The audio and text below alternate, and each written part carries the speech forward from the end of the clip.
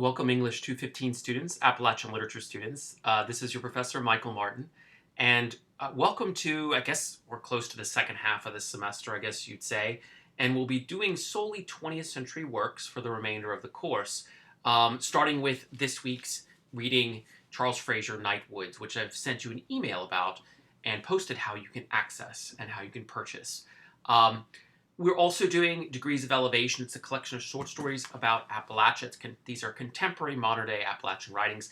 And my goal is to end with the oldest Appalachian writings. We'll go back in time. We'll look at Cherokee mythological tales, which I think you'll find fascinating. And I'll make that connected to our final project. So, you're supposed to use for your post-progress report on Sunday something about this lecture that I'm giving on Charles Frazier's Nightwoods. So I'm going to give you a brief introduction to the piece, but if I were to use something for that lecture, I might say, use something from that post, I might mention three things. Frazier uses or has a love of the intricacies of the English language, almost to the point that he uses abstruse and outdated words on purpose. Many people look at his work as if it's an historian writing a novel. And I would agree with that point of view, though it doesn't follow so much as a detriment here in Nightwoods. He uses simplified language. He uses the term hellbender, which is a colloquial term.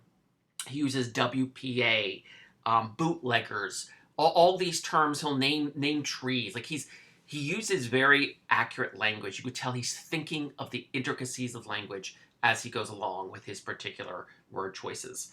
I would also say, and this is a somewhat general concept, so bear with me, that many of his characters are broken and in need of some type of personal redemption. They may need a little help to do so. Whether it's a Civil War veteran like Inman in Cold Mountain, something you may have seen in film version that he also wrote. This was his debut novel. Or Our Woman Luce in Luce in Nightwoods. So these are characters who have had bad things happen to them. They're generally good characters morally, and they're fighting in an immoral universe to try to survive and to flourish. So the broken character, it's a novel. So hopefully they'll reach that character arc and redemption by the end. And I also mentioned the North Carolina setting. This is an Appalachian literature course. This is a 21st century piece of literature.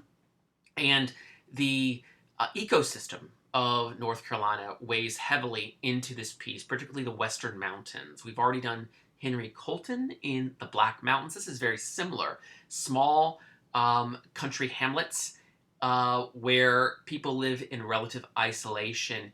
I think you'll find the setting very similar to, in some respects, to the Bayou, maybe not. But in terms of the culture, in terms of the people, in terms of the reliance on the land, but the ecology, the environment, the ecosystem, these all bear heavily in Charles Frazier's work. Look, I'd like you to read as many pages as you can for this week. Read hour here, hour there. Heck, you could even do the Audible book and listen to it when you're driving in the car. The piece is not a difficult read. It is a difficult read in terms of some of the subject matter. We meet a woman named Luce, who's living alone in the woods. We don't know why. It starts in media res, in the middle of action, and we understand that she's upset, she's lonely. We also understand these complexities about her. She is still relatively young. When she was younger, she was a cheerleader and a well-known person in her town. Her family is broken, right? Her sister Lily has recently passed away tragically, and the way that Frazier toys with this idea is he has to complicate this woman's life, right? So she's living in this lodge.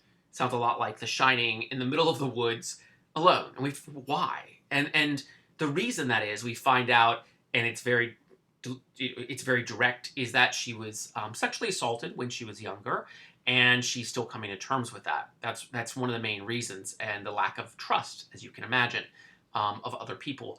The second thing that's going to make it so interesting is in the tragedy of her sister's death, she's going to get Frank and Dolores.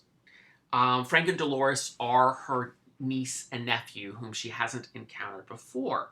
The children are basically dropped off there by the state, and she had been separated from her sister, hadn't talked to her while she's been married to our book's antagonist, a horrible, horrible person named Bud. You'll see, and you'll grow to dislike him. But the children are described as they woke and rattled around the lobby. She shows them Orion. When Dolores and Frank both looked at Luce's finger instead of the sky, she moved behind them and aimed their eyes with her hands against the sides of their heads. She's trying to teach them, don't look at my hand, look at the sky, like look at the abstract concept of a thing. They don't speak at first. They are not affectionate. And if you've studied child psychology, and we learn this also in the novel, we learn that, again, this is a difficult novel in some respects, that they are products of abuse at the hands of Bud. And probably a particular type of abuse. And that's when Lily walked in, and that's when her murder occurred. So those are disturbing things. But Frazier's a good novelist. He wants them to be redeemed. He wants these people to be safe. But this is going to be a frenetic novel. The Nightwoods is figuratively this place in the woods that is somewhat threatening, though will somewhat also maybe help our characters. The ecosystem takes on like a role in Southern literature and Appalachian literature quite a bit. So hopefully that will occur, like the ecosystem has some type of redemption, number one. Number two, Bud finds Luce. If you make it to page 83 this week, he's gone to her house, looked through her photos, and burned her cheerleader outfit as a veiled threat. He's in Raleigh. He's escaped the death, the killing of Lily. Do you live in a town like this? This is unfair for me to say. This is like Appalachia in the 1960s is like Louisiana in the 21st century, but where cops can be paid off, where there are drugs, and where small town life is sometimes violent, and you're just trying to survive. There's bootlegging. There's the what's the term I'm looking for? Someone bringing in drugs. Bud does all those things, and it's going to get even more complicated. So think of the L's, right? We've got Luce, Lit, right? Lily, those are Luce's family. And you've got Bud, of course, the antagonist, and you've got Frank and Dolores. But Lit is her father. He's not a good father, but he's not actually an evil character. He's a flawed character. He's a war veteran. He doesn't know how to readjust back to society. And he's been taking these inhaler drugs. Once again, the use of drugs. Bud's going to get him hooked on uppers. And at the beginning, Bud is coming in from Raleigh. He figures there's money out there that Lily had saved away, and he's robbing to get there. But his goal is to get in with the townspeople and then to turn on Luce. So it's going to be Luce versus Bud for the majority of our piece. It doesn't seem fair. A hard-blooded killer against an innocent woman who's trying to protect two children she barely knows what to do with.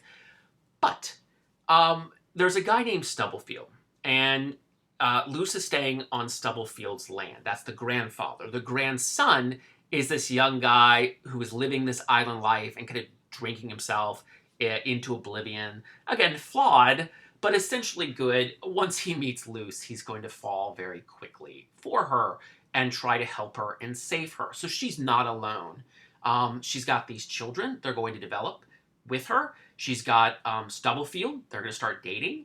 And, she's got to let down her guard. Not all people are out to get her. Stubblefield's intentions are good. So part of the growth of this novel is Luce, who is a hardened woman, letting someone back in after the horrible thing that happened to her. And I guess just one or two more brief things to mention about Nightwoods. So the dialogue will move it through. The language is not difficult. I was going to do more with Mary Murphy, but I find her language too difficult, and that's what you said in your posts as well. So I think we need to move on. The language here is done in dialogue, like with Murphy, but these would be 1960s Appalachian folks from North Carolina, so you will understand what they're saying. They're direct, They often curse. This is the way people talked, right? So this novel will be a bit of a jolt, but once you're into it, I think it's going to read quickly. I don't think this is going to be a hard book. We'll spend a couple weeks on it. It's about 259 pages. I know that sounds like a lot, but I honestly don't think this book is going to be too difficult. I think you're going to enjoy it. I think it'll be escapism. I think you'll like it. So a couple things. Look for Bud's obsession with blood, and it's partly like the Christian symbolism associated with it, and look at how that works. Look at the children and their fascination with fire, right? The idea is that they're kind of using fire. What am I trying to say? They're depicting fire, or they communicate through burning. I know that seems odd, and Lily's going to get angry with them for burning some things, but that's how they communicate. And I guess the other thing I mentioned is early on, you're going to get Luce's kind of nocturnal, solitary world at the lodge. And she'll be listening to these old work projects, WPA administration, radio programs. And the way that they communicate to her, this will be old school country, like really good music that is being broadcast to her. So it's a form of communication she gets. And so part of it is you immersing yourself in this particular world that Charles Frazier has masterfully created for us, and kind of just reading about Luce and her brokenness and the arrival of the children and how cold these things are. The experience is cold. The state is dropping off these kids. They don't care. The sexual assault by her school teacher is cold. There's such a coldness to the world around these characters. But they're going to have to find redemption, and it won't be easy. I don't want to give anything away. The other thing I'd say is, again, you may already know this novelist. Does this book ring a bell? Let me tell you about the film version. Nicole Kidman and Jude Law and several others, Renee Zellweger, in a Civil War era film about an escaped Confederate soldier trying to walk his way back to his beloved in Cold Mountain, North Carolina. Oh man, it's a brilliant, brilliant novel. It gets you every time. I can't recommend that enough. I think it's great. Nightwoods is a later novel. Frazier still trying to find his footing, and I think he did. I think you're going to just love hearing about Luce, the children, Stubblefield, and you'll grow to despise Bud, this kind of drugged up bootlegger who causes death and destruction everywhere he goes, but also is handsome and charming to a certain extent and ingratiates himself with the people. I think I've talked enough. I hope this is a good introduction. Good luck with the reading, and I will talk to you soon.